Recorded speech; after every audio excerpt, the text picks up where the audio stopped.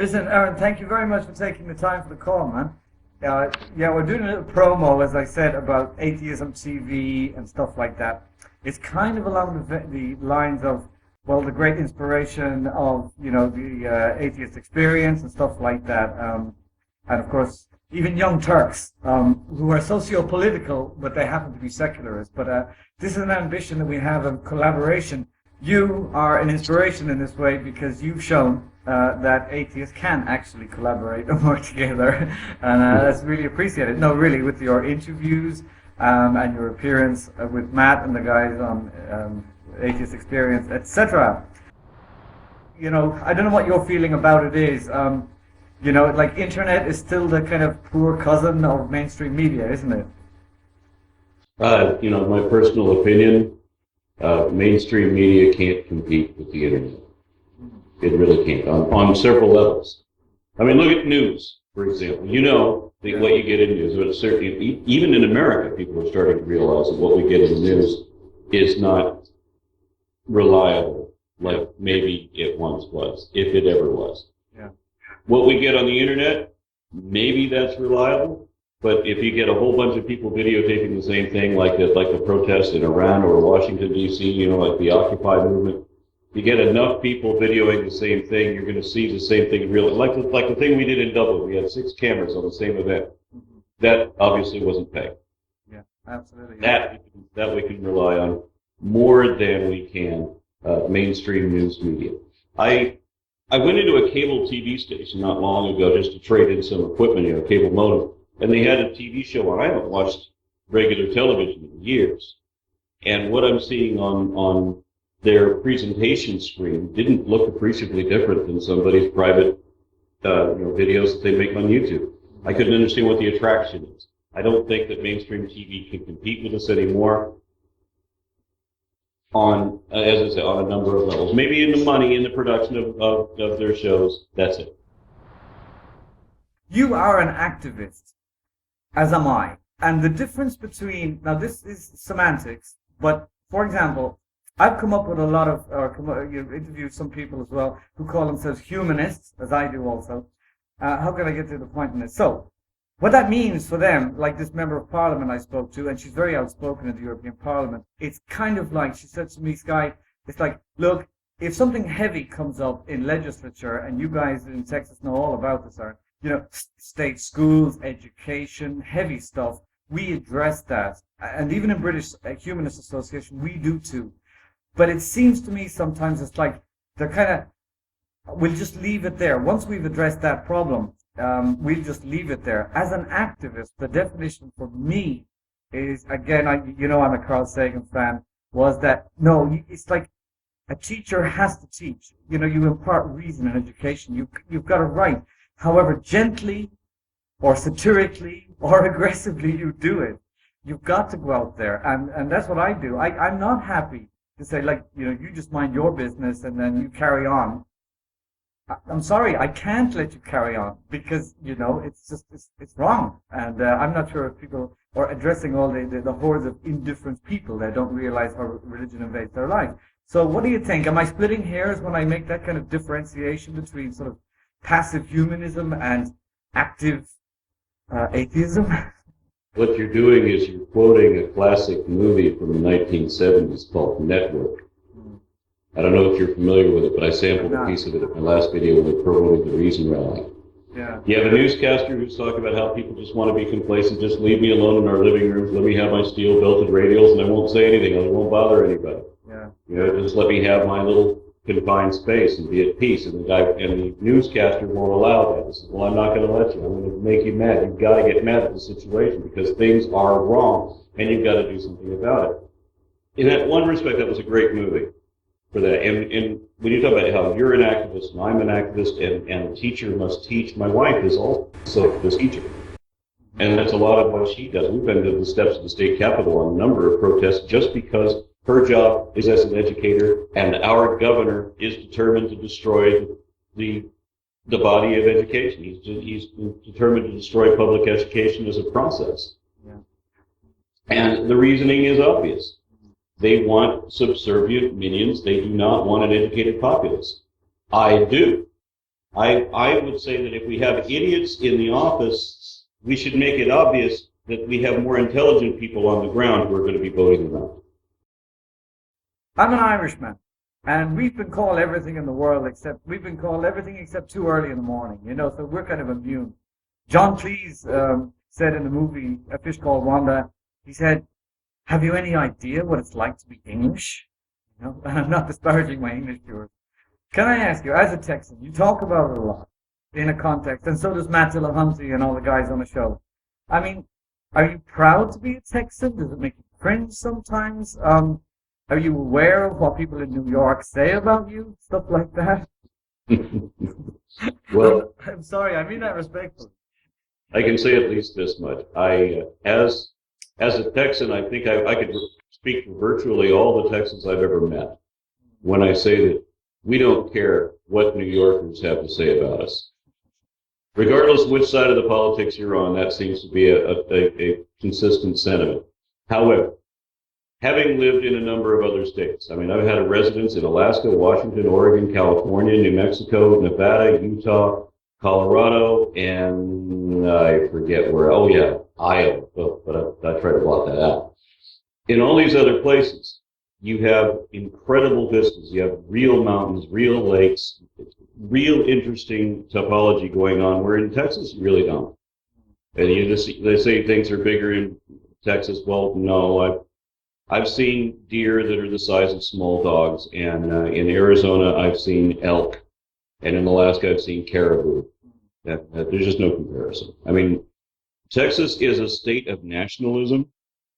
And one of the problems that we have in the state is that people talk about the good old days and they want to go back back to the 50s, to what my wife says is a mystical time of Andy Griffith that never actually existed.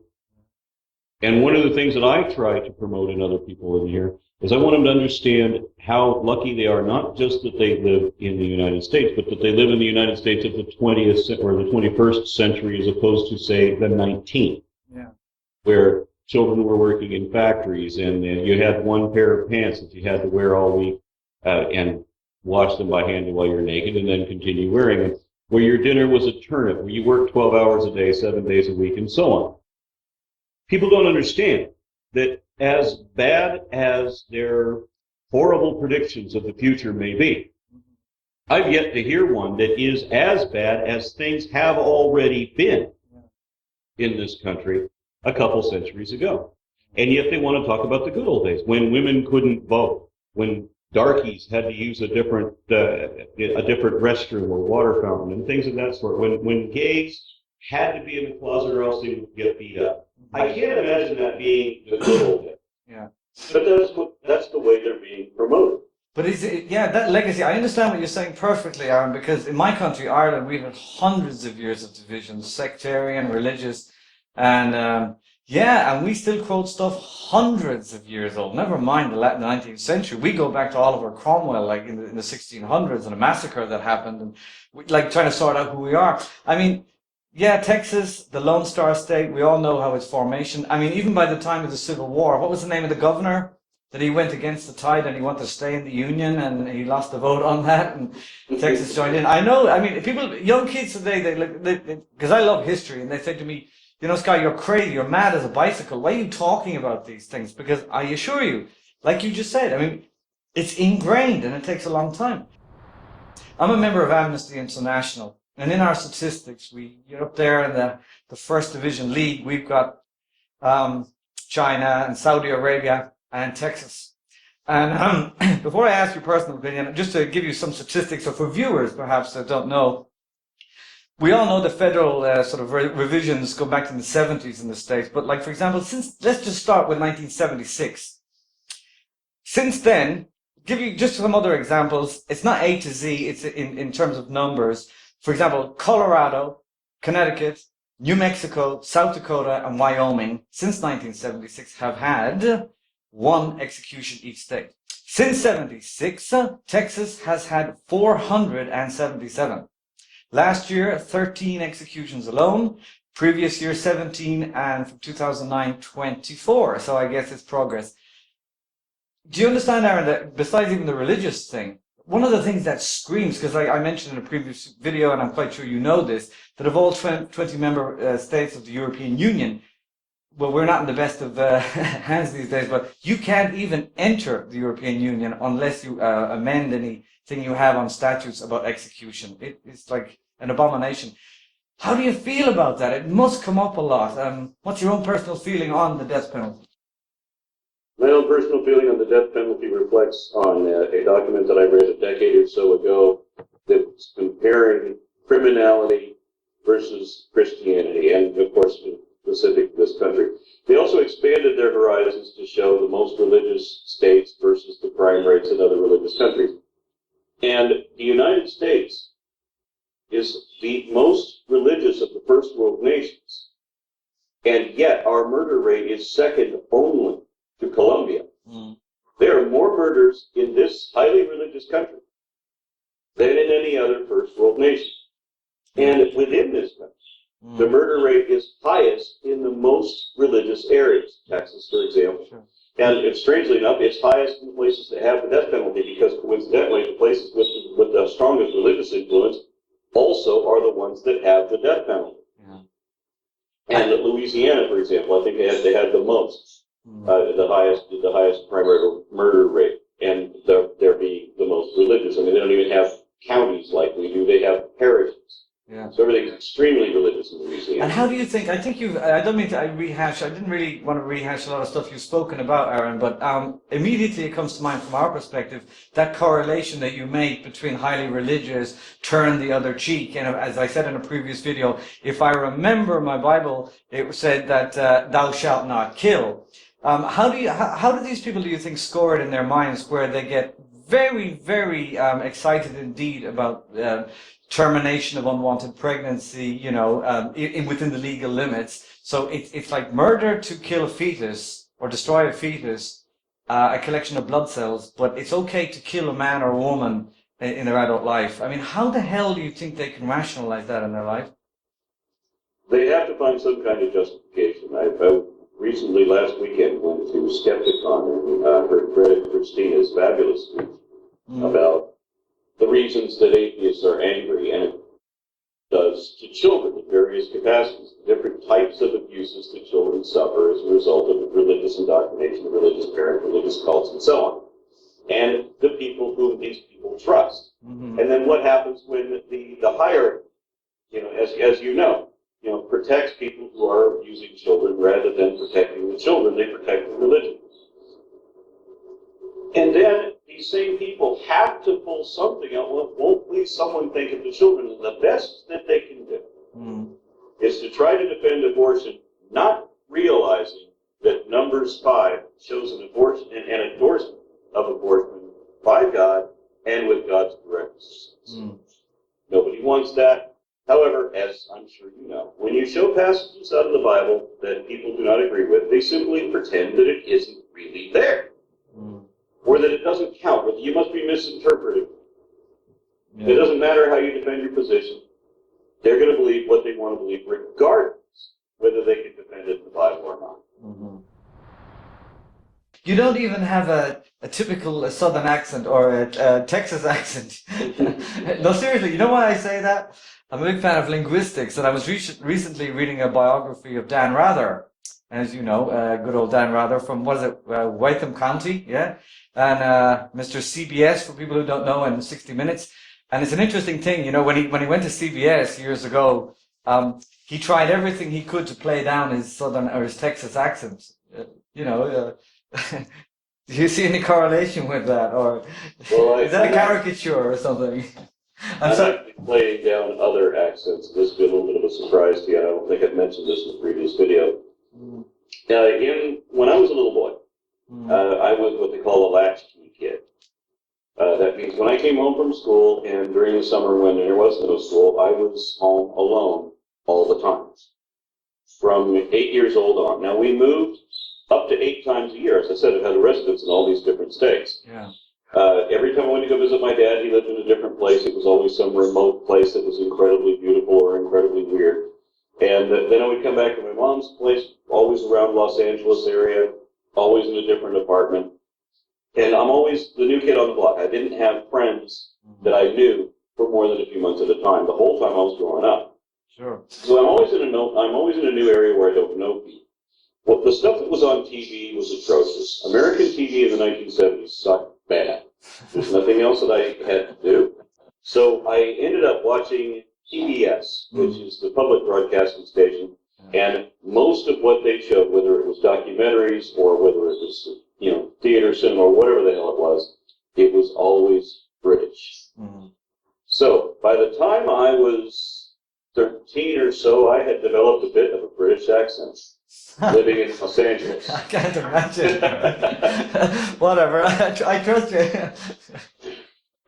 Now, I got out of that when I finally, when I got into my teen years and started, meeting people before we left and established some longer relationships and such. But when I finally moved to Texas, I was listening to an interview with David Lee Roth of Van Halen, and I realized I sounded exactly like him, and that was the accent I had to tone down. Yeah, sure. I mean, it speaks to your image as well. I mean, I should know this. I've watched everything you've ever produced on the net, but it's like you're heavy into heavy metal, were you? I mean, is music a big influence? So is that where it comes from, the image, or has nothing got to do with music? It's more the philosophy, is it? Or? Yeah, it became an issue where I had to argue about the length of my hair was an issue every day of my life for at least 5 years, where there had to be some kind of fight or argument about how I needed to get a damn haircut, clean myself up, and get a job. Yeah, that's the whole point, to get a job, after discrimination. Yeah, but you did in the end, so it doesn't matter as much these days, yeah. I mean, but you're still into music, are you? I mean, because that's the first thing I think kids think when they see you, is that you're a heavy metal fan or something like that. Well, I don't go out to clubs and stuff. I mean, I really never did. I mean, I'm not a bar kind of a guy. Yeah. I'm a barbecue kind of a guy. I don't go to social events like that. Yeah. But I don't hang out in the clubs. I don't do a whole lot of concerts and that sort of thing. And I don't really have any time anymore. Yeah. What I do is a labor of love. It occupies all the time that I can give it. Yeah. Absolutely. I mean, the YouTube, you mean, is it? Or yes. Activism in general, yeah, sure. Exactly. I think it's a question of collaboration and lots of shout outs, as you're doing right now, for two channels, my channel and AtheismTV. I think people really should sort of help out as best they can, and it's much appreciated. I mean, I know you do this for free. I do it for free, and I think that's the way to go. I have absolutely no time for egos, AronRa. I really don't. As I said in Dublin, there is a lot of talent on YouTube, and I don't agree with Thunderfoot as far as the great tree and the tiny little buds that aren't going to go anywhere. I don't. Yeah. Thunderfoot is a good example of that. He did a shout out for me, and I got I think 600 subscribers in a day. Oh wow! Thanks to that. Yeah. I mean, and I'm just trying to plot one out. A lot of people have real life concerns. They can't make as many videos as they used to, and as you say, we're all doing this for free. Some of us get donations, some of us advertise donations, but essentially, nobody's doing this as a profession. No. Even the YouTube partners, we're not making any money. The people that I know that are YouTube partners aren't talking about any appreciable amount of funds. They're certainly not doing it for the moolah. Yeah. They're doing it for the involvement. But that doesn't curtail the fact that there's a lot of excellent talent out there. There's a lot of people who really know their stuff and that deserve a lot of credit. I mean, everyone knows Bill Believes, wonderful philosopher and poet. I highly endorse his stuff. Absolutely. There's a guy named Taylor Exo4 whose understanding of Scripture surpasses anybody I know.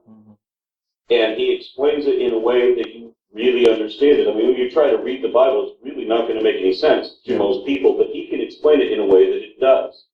And I strongly encourage doing shout-outs for all these different people. I don't care if I'm a great tree in the forest. I would see that at some point my popularity will diminish, and I will be overpowered by people who deserve the position. Yeah, and I'm all about promoting that. I love Thanksgiving. I like the idea of Thanksgiving, but not any religious correlation and all that. And it hasn't been standardized anyway since Lincoln again. Because it's not commercial. Well. I mean, I make sure that is the day that I want my children to recite everything that they can think of that they've got going good in their lives. That's the thing. That's the time when you should take stock and just learn to appreciate things. Because I know way too many people here who live by the motto that, you don't know what you've got until it's gone. You don't appreciate anything until you don't have it anymore. Well, that's stupid. Yeah, sure. Appreciate what you've got, take stock in it, acknowledge when things are good, and enjoy them when they are good. Well, it is. I think it's just that, and I really like Thanksgiving because it's not commercialized, which is really, besides Macy's real, parade on that, it's not commercialized like Christmas. And I think that's almost impossible in a capitalist society, and I kind of love that idea of family and home and big dinner and all that, and there's no cards or gifts or anything. I think as long as it stays that way, I have no problem with the name. Besides, I know it's very secular anyway. Did you have a good day, Aaron? You did? Oh yes, it was. Good. Yes, it was. Excellent. And I hope that I'm going to run into you again at some point. I've heard rumors that there might be another convention in England, and that maybe we'll run into each other there. Well, it could well be. Or I was thinking of actually trekking across the pond to the Reason Rally in Washington. So that could well be. Well, that would be a pleasure for me also. Aaron, thank you so much for your time. I really appreciate it, and thank you again for the shout out to my channel, AtheismTV, and if you like the final edit, you can even mirror it on your own channel if you like. I don't know, but it'll be out there. Thank you again, Aaron. It's been a pleasure. I look forward to seeing you soon. Okay.